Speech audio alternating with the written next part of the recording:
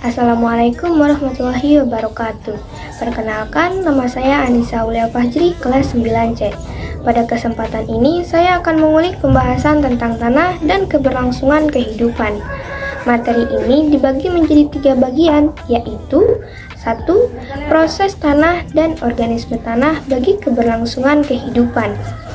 Yang kedua, proses pembentukan tanah dan komponen penyusunan tanah.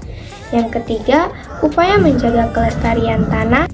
Nah, sekarang saya akan menjelaskan materi yang pertama, peran tanah dan organisme tanah bagi keberlangsungan kehidupan.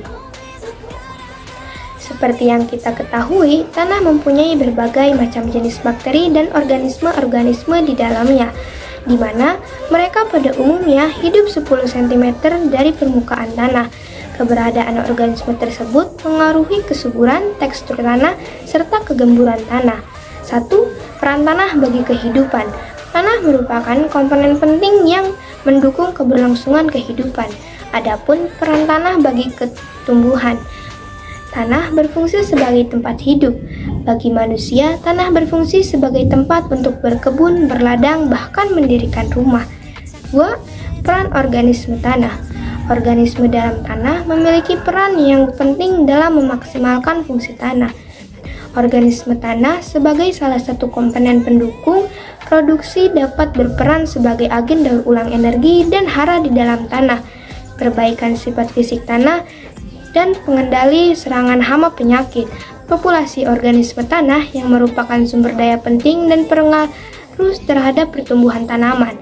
Sifat dasar organisme tanah yang mampu berkembang biak, beradaptasi, serta memiliki kemampuan mobilisasi, serta kondisi habitatnya akan mampu mengimbangi dinamika perubahan ekosistem tanah di sekitarnya. Nah, yang selanjutnya yang kedua adalah proses pembentukan tanah dan komponen penyusunan tanah. 1. Proses pembentukan tanah. Proses terbentuknya tanah yang pertama adalah pelupukan bebatuan, baik pelupukan kimiai maupun pelupukan fisik. Dari proses pelupukan ini, batuan akan berubah menjadi komposisi yang lunak. Yang kedua adalah lapisan tanah. Lapisan tanah adalah formasi yang dibentuk oleh berbagai lapisan dalam tanah secara spesifik, dapat dibedakan secara geologi, kimia, dan biologi. Setiap tanah biasanya memiliki 3 atau 4 lapisan yang berbeda, yang dapat dikelompokkan berdasarkan penampakan fisik, warna, dan tekstur tanah. Yang ketiga adalah komponen tanah. Dalam segi kimiologi, tanah berperan untuk menyimpan air dan menekan erosi. Komponen penyusun tanah pada suatu lahan berperan dengan tanah di lahan lainnya. Faktor utama yang menyebabkan perbedaan tersebut yaitu keadaan air dan udara. Berikut macam-macam komponen penyusunan tanah, yaitu bebatuan, udara, humus, air mineral, dan komponen organik. Dan yang terakhir, yang keempat adalah struktur tanah. Struktur atau satuan tanah menentukan ukuran dan jumlah rongga antar partikel tanah yang mempengaruhi pergerakan air, udara, akar tumbuhan, dan organisme tanah.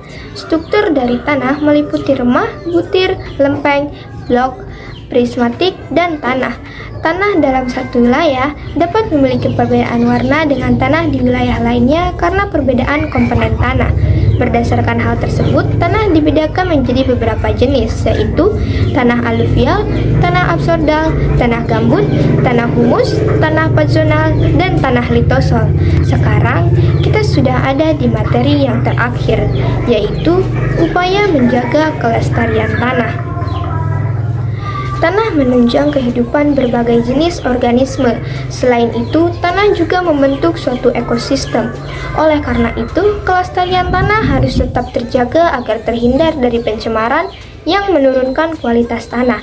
Kelestarian tanah juga dapat dilakukan dengan beberapa cara, yaitu melakukan reboisasi, menggunakan teknik lasering, mengulangi penggunaan pupuk kimia, melakukan pergilan tanaman, mendaur ulang sampah anorganik, dan melakukan pengapuran tanah.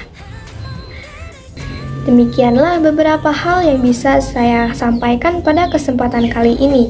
Saya mohon maaf bila ada salah tutur kata maupun penjelasan yang kurang dipahami. Dan terima kasih sudah mendengarkan presentasi saya. Dengan ini, presentasi saya tutup. Wabillahi taufiq wal hidayah. Wassalamualaikum warahmatullahi wabarakatuh.